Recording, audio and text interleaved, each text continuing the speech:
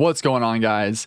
My name is NFT Flenny, and it has been a minute since I have been recording a video. As you can see, we have a new setup.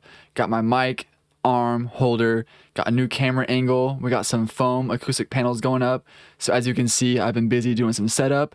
I've been super busy with school, work, all kinds of stuff. So I hope you understand why the videos have been slowing down. I've been trying my best. And there have, of course, been some major world events going on. So there have been other things happening than just Veve and NFTs. And I've also been considering making a new channel where I will post video game gameplay on there. And I've been recording a little bit with that, getting that dialed in, getting that set up. So if you guys are interested in some video game gameplay, drop a comment down below and let me know what you would like to see me play, because that seems really fun to me. That's been a passion for my whole life. I would love to play some video games and post it on here. But this video right here is about Veve and Ecomi and the current state of both of those things, the current state of the community, the project, and where we're at in general. So before I get going, I really want to emphasize that I still believe in this project. I still believe in this team. I'm still heavily invested. Of course, not financial advice, never financial advice. And I'm still in this for the long haul. So do not think at any point in this video that I'm giving up on Veve, that I'll be leaving, I'll be selling, whatever. None of that is happening. We can have disagreements, we can have complaints, and we can point out when things might be good or bad about a project.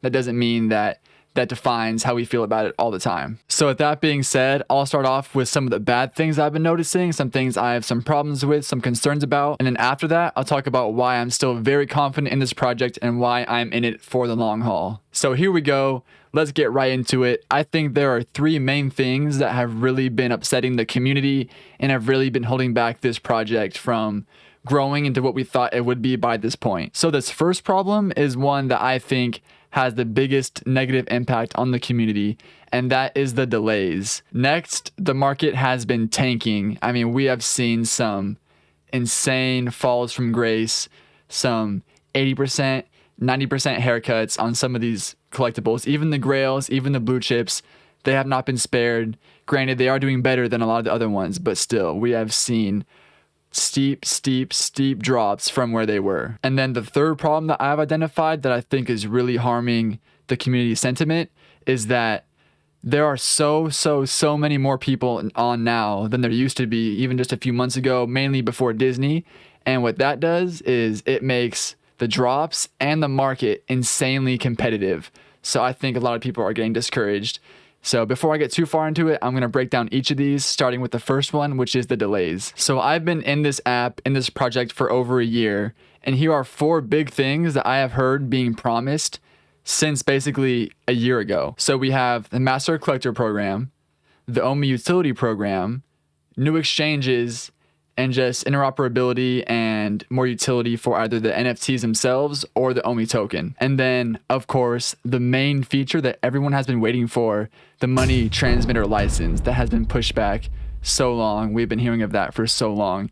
And that's a big deal because that is people's money that is being tied up, held up, and frozen. So these are all major milestones, stepping stones, features, accomplishments that we have been waiting for, expecting. They've been telling us they're on the way, but we have not gotten not even a little hint of it. The best that we really have for all these are just articles or vague kind of coming soon type deals. And, you know, we've been really strung along for a really long time.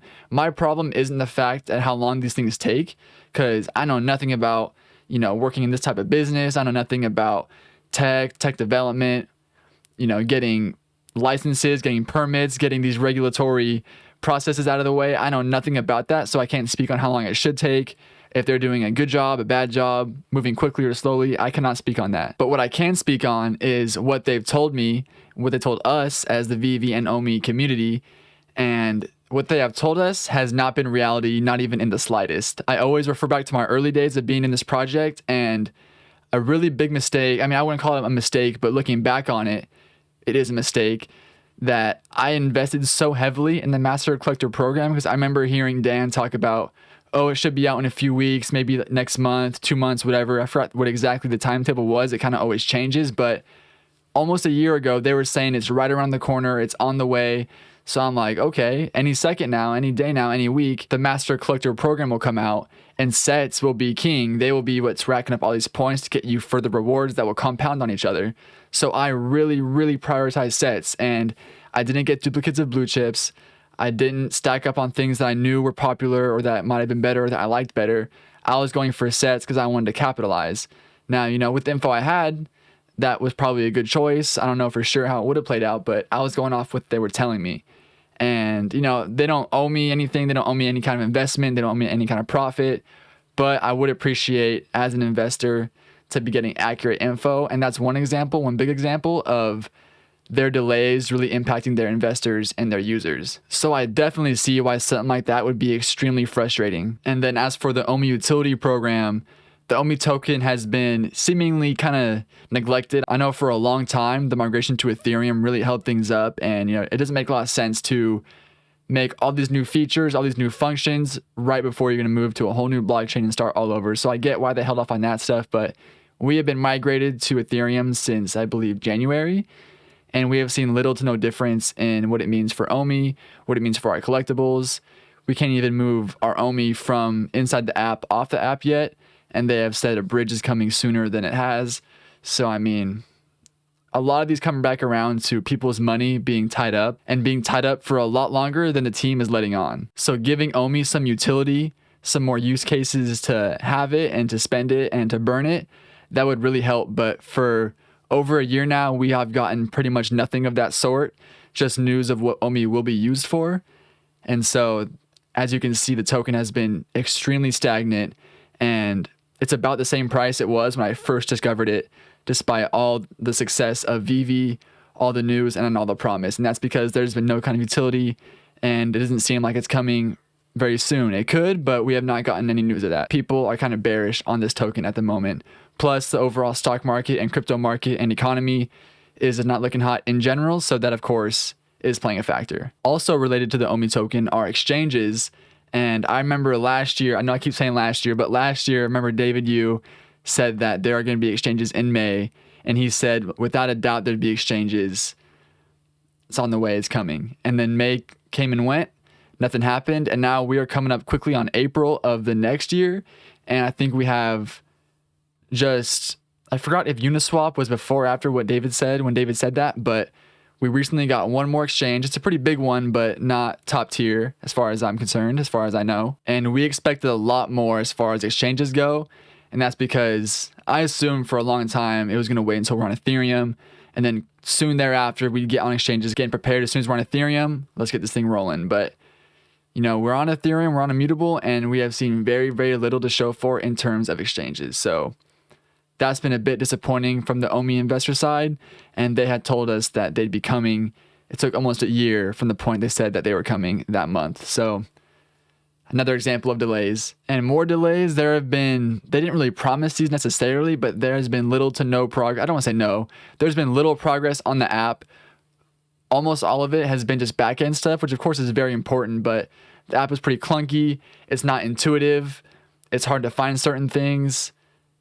It glitches out a lot. There's been a lot of time to kind of rethink this app from its version 1 stage, from its placeholder stage, and I feel like they haven't done too much of that. And a lot of new users, if they're having trouble navigating, if they're having trouble finding things, that's the quickest way to lose a new user, because when people are confused, they're not having fun, they're not using the product how it's intended to be used, and therefore they're not getting the experience that they were expecting. And that means that they are going to leave the app and have a bad impression of Veve in their heads. Now, I don't think the app is terrible by any means. I don't think it's the worst part of this project, or the biggest concern, I should say. But, these new projects, for example, HRO, I just got into that. Their website, their app looks super clean. It's super smooth, easy to use. It's clear. And I think they did a good job of entering the market when they were fully prepared. I'm not saying Veve was wrong for doing that, because they blew up a lot faster than they expected to, and NFTs weren't as big as they are now. So I'm not saying that was their fault, but I'm just saying the HRO and other competitors, they are going to have these really clean, sleek websites, apps, and interfaces. So if Veve doesn't match them, if they don't also increase the user experience and the aesthetic, then they're going to fall behind, and people will gravitate toward what's easy to use, what's accessible, and what looks nice. And then of course, we have MTL, money transmitter license. I would say that this and the master collector program have been the two things that they have overpromised, or that they have said was coming and it never ended up coming for a really long time. And they're two very, very important features for the app. And once they do come out, both these things will dramatically shift how the app is used, how users think about and plan for this app when they are using it, and their expectations going in and out of it. But this is a huge deal because gems are $1, they are expensive, and to expect people to put in hundreds, thousands of dollars and not take it out, that's a lot to ask for, and people need to have a lot of faith. I was and still am that person who has a lot of faith in this project, but I think that for a lot of people, it's getting hard to keep the faith, and I really don't blame them. You know, I still believe, of course, as I mentioned earlier, but I don't blame people for having their concerns and for maybe losing some hope, some excitement, or again, some faith in the team or the project. And with this, I for sure understand that to go through every jurisdiction in every country and every bank is a gigantic task that has got to be so annoying and so difficult to get through, to get all the regulation, all the permits, wherever you call them, all the licenses to make this happen. But still, they have been saying it's going to come sooner than it has been. And that's the main thing people are upset about. Now, this has been my decision. I'm not saying this is Veve's fault by any means, but for the last year, my financial decisions have been altered dramatically because I have so much money tied up in Veve. Again, I don't regret it. It was my decision. They don't owe me that. But, you know, it's been a really long time to have money that you can't take out, you know, from the app. You can, of course, do escrow, blah, blah, blah, all that good stuff. But I bet you 95% of people will not use an escrow.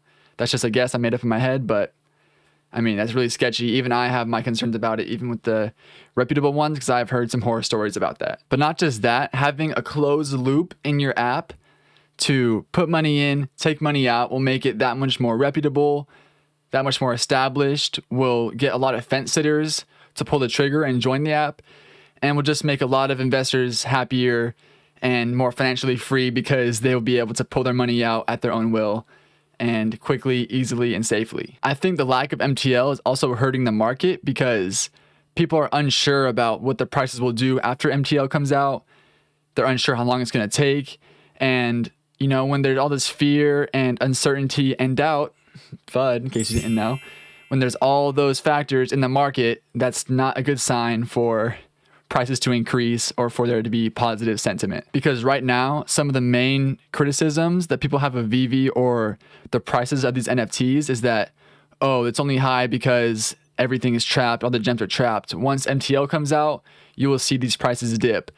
But once that happens, there will no longer be that excuse. Whatever happens after that, if they drop or go up or stay the same, that excuse is gone. And I think in the long term, we will see the blue chips and such continue to rise.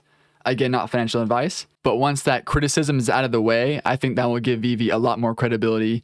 And MTL is extremely necessary and needs to happen ASAP. It had to have happened yesterday, last week, and a lot of people are getting really fed up because when you mess with people's money, they get angry and they get very, very emotional, and I don't blame them. Now, I also mentioned that the Veve market has been tanking, and that's for so many reasons. It's not just Veve related or you know, what's going on with NFTs or just the team. It's been the whole world, as I mentioned, major world events, the stock market, NFT market, crypto market, everything is down. There's so much uncertainty in the world economy. So keep that in mind that this is not just a Veve problem. This is a market problem. This is a world economy problem in general. And these negative factors that have been happening with Veve do not help at all. But that is not the only factor. It is far from it. But what this is creating is the mass influx of users that we've gotten. A lot of them, their only experience with Veve is prices just nosediving. So they have a very, very bad taste in their mouth, a very bad first impression when it comes to either Veve itself, NFTs themselves, or maybe even investing as a whole. So when you buy something and then it drops 80% within a week or two, chances are you're going to be extremely hesitant to buy more things from this app and go for drops and be excited about it. So I think that these super low prices, things selling for below retail, I think this is discouraging a lot of people, and a lot of the appeal, a lot of the excitement about Veve was the potential for profit. And now that that's been extremely hard to come by, I think Veve has lost a lot of excitement. And then the last thing that I think is really hurting market sentiment and the overall community is something that I think is just natural and the natural part of Veve's growth as a project. And it happens to every project essentially that gets too big. But everything is becoming ultra competitive. The drops, the market, everything. And I think that's taking away a lot of excitement from the drops, because back in the day, it was so exciting going for every single drop, because if you knew a good strategy, you had probably, 50% chance or higher to land one. I should say a good strategy, a good phone, and good internet. So, it's not across the board 50%, but a lot of people who are really into it had a really high chance of landing things. And you could land a blue chip that would flip for a bunch, or if you're holding it now, it might be up a bunch. But now, not only are drops harder to come by, the drops in the secondary market are so much more expensive. So flipping, investing is becoming so much harder on the app, and that is a result of the competitiveness. And that's just natural. Again, that's not something that Veve can fix or solve or do.